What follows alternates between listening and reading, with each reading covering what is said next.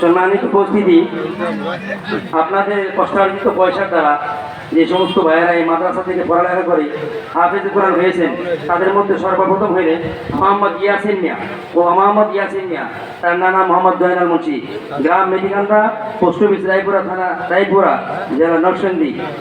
সে মাদ্রাসার বোর্ডিংয়ে খানা করে পড়ালেখা করেছে। সাতজন।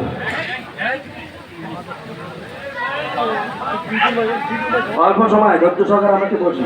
দ্বিতীয় নম্বর মোহাম্মদ সাজিদুর রহমান, পিতা মাওলানা ইদ্রিস আলী সাহেব, গ্রাম কস্তুরি, পোস্ট অফিস রায়পুরা থানা, রায়পুরা জেলা নরসিংদী।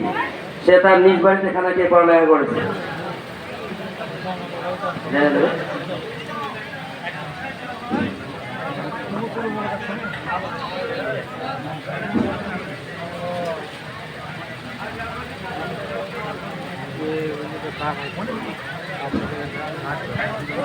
তিন নম্বর হাফেজ মোহাম্মদ রফিকুল ইসলাম, পিতা মোহাম্মদ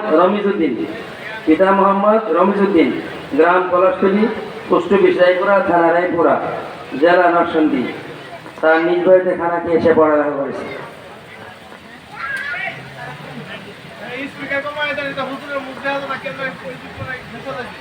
এগুলো থাকবে না, বসেন, থাকবে না ইনশাআল্লাহ। 4 নম্বর হাফেজ মোহাম্মদ আব্দুল্লাহ মাহমুদ, পিতা মাওলানা মোহাম্মদ মোকাররম হোসেন, গ্রাম দক্ষিণ পারুলিয়া, পোস্ট অফিস গয়েশপুর থানা, পলাশ জেলা নরসিংদী। ছেলেটি মাদ্রাসা বোর্ডিং খেয়ে পড়ালেখা করেছে।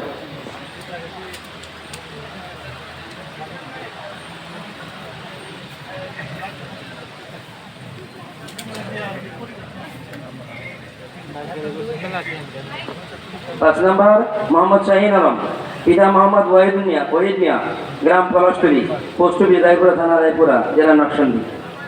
ছেলেটি তার নিজ বাড়িতে খানা খেয়ে পড়ালেখা করেছে।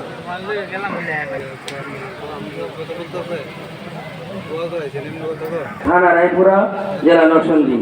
সে মাদ্রাসা বোর্ডিং খানা খেয়ে পড়ালেখা করেছে। মাথা শুরু করে দাও।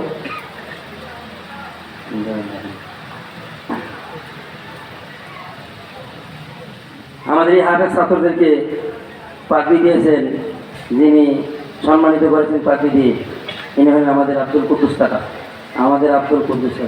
উনি খুব শখের সাথে বলছেন যে ছাত্রদেরকে আমি পাগড়ি দিয়ে দেবেন। এই 7জন ছাত্রদেরকে আমি পাগড়ি দিচ্ছি। আমরা পলাশতলীবাসী এবং পলাশতলী ইউনিয়নবাসী যারা প্রত্যেকেই মাদ্রাসার জন্য মেহনত করতেছি, এই মেহনতের ফসল এটাই যে এই ছাত্রগুলা হাফেজ কোরআন হয়েছে। একজন হাফেজ কোরআনের ফজিলত